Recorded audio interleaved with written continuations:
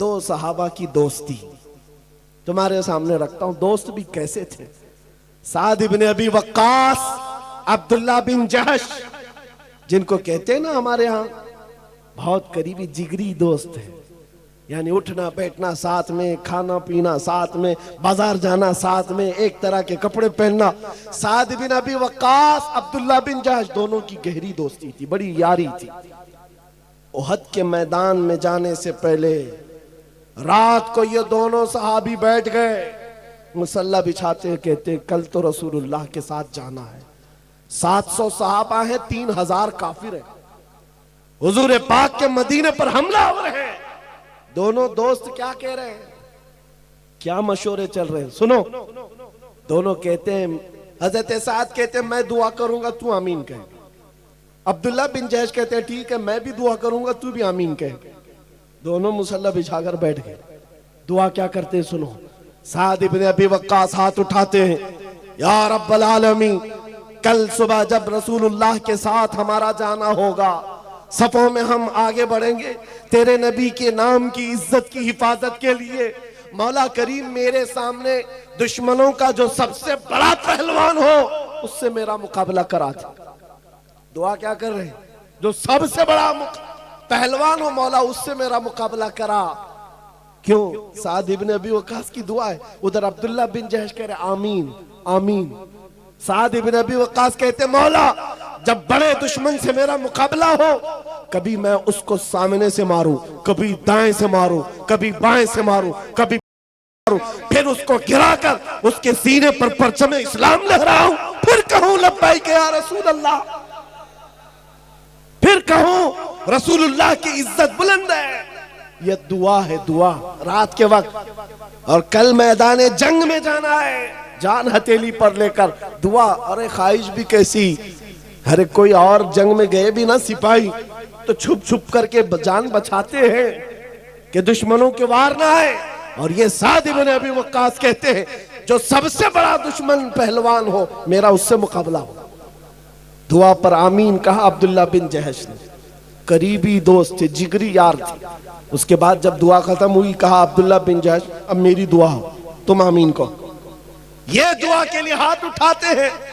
जब भी मैं हदीस पढ़ता हूं आंखों से आंसू आ जाते। सच कहता हूं मेरे अजीज, अब्दुल्ला बिन जहश हाथ उठाकर कहते या रब्बल आलमीन, जब उहद के मैदान में तेरे नबी के साथ मेरा जाना हो, मैदान में सफों के अंदर मैं आ जाऊं, है रब्बे करीम तेरे नबी के नाम की इज्जत की हिफाजत के लिए दुश्मनों की तरफ से तीर चले, कभी मुझे सामने से मारा जाए, कभी दाएं से मारा जाए, कभी बाएं से मारा जाए, कभी पीछे से मारा जाए, कभी मेरे जिस्म के टुकड़े टुकड़े किए जाए, पीछे से मारूं, फिर उसको गिराकर उसके सीने पर परचम इस्लाम लहराऊं, फिर कहूं लब्बैक या रसूल अल्लाह, फिर कहूं रसूलुल्लाह की इज्जत बुलंद है। यह दुआ है, दुआ रात के वक्त। और कल मैदान जंग में जाना है, जान हथेली पर लेकर। दुआ, अरे ख्वाहिश भी कैसी, अरे कोई और जंग में गए भी ना सिपाही तो छुप छुप करके जान बचाते हैं कि दुश्मनों के वार ना आए। और ये साद इब्ने अबी वक्कास कहते हैं जो सबसे बड़ा दुश्मन पहलवान हो मेरा उससे मुकाबला हो। दुआ पर आमीन कहा अब्दुल्ला बिन जहश ने। करीबी दोस्त थे, जिगरी यार थे। उसके बाद जब दुआ खत्म हुई कहा अब्दुल्ला बिन जहश अब मेरी दुआ हो, तुम आमीन कहो। ये दुआ के लिए हाथ उठाते हैं। जब भी मैं हदीस पढ़ता हूं आंखों से आंसू आ जाते। सच कहता हूं मेरे अजीज, अब्दुल्ला बिन जहश हाथ उठाकर कहते या रब्बल आलमीन, जब उहद के मैदान में तेरे नबी के साथ मेरा जाना हो, मैदान में सफों के अंदर मैं आ जाऊं, है रब्बे करीम तेरे नबी के नाम की इज्जत की हिफाजत के लिए दुश्मनों की तरफ से तीर चले, कभी मुझे सामने से मारा जाए, कभी दाएं से मारा जाए, कभी बाएं से मारा जाए, कभी पीछे से मारा जाए, कभी मेरे जिस्म के टुकड़े टुकड़े किए जाए और हर टुकड़े से मैं कहूं अल्लाह के रसूल की इज्जत बुलंद है, इस्लाम बुलंद है। ये ख्वाहिश, एक की ख्वाहिश है बड़े पहलवान से मुकाबला करने की, एक की ख्वाहिश है कि हुजूर के नाम पर कट कट कट कट के मर जाने की।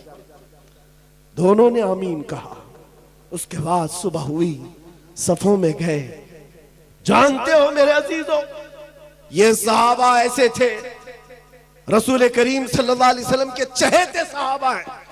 जब मैदान उहद में गए तो साद इब्न अबी वक्कास के सामने दुश्मनों का जो सबसे बड़ा पहलवान था, जिसके बारे में कहा जाता था वो 1000 इंसानों की ताकत रखता है, वो मुकाबिल में आया। साद इब्न अबी वक्कास ने कहा, रहमान ने मेरी सुन ली, मेरी दुआ कबूल हुई। उसके बाद साद इब्न अबी वक्कास तीर चलाने लगे, हमला करने लगे। अरे इस तीर से बचता कौन?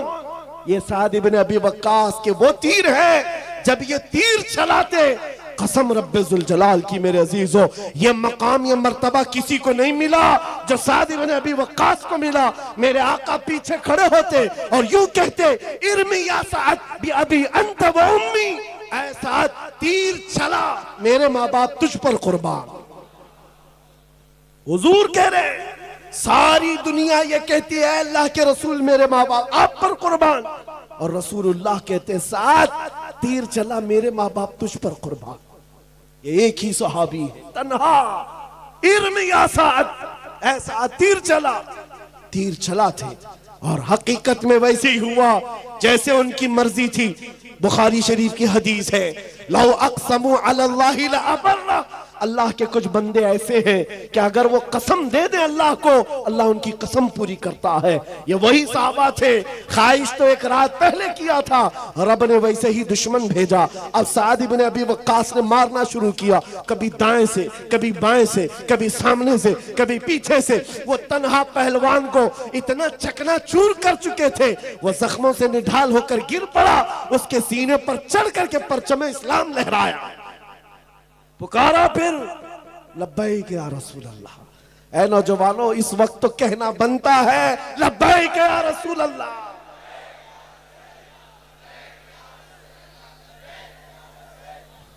सुनो आगे की बात, इनकी दुआ तो कबूल हुई और अब्दुल्ला बिन जहश की दुआ भी कबूल हुई। रात को उन्होंने जो दुआ किया था, हुआ ये कि दोपहर के वक्त वो लड़ते हुए काफिरों के नरगे में आ गए, दुश्मनों की भीड़ में आ गए।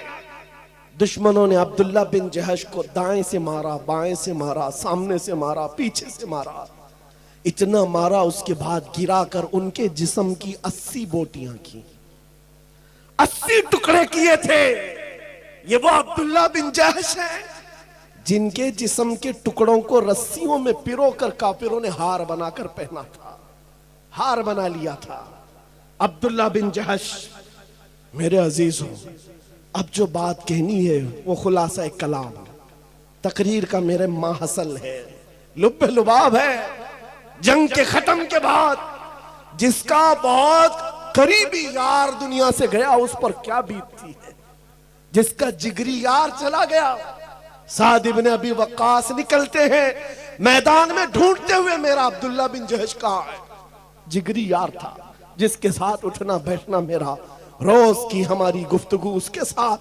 पता चला अब्दुल्ला बिन जहश शहीद हो गए, काफिरों ने उनके जिस्म के टुकड़े कर दिए।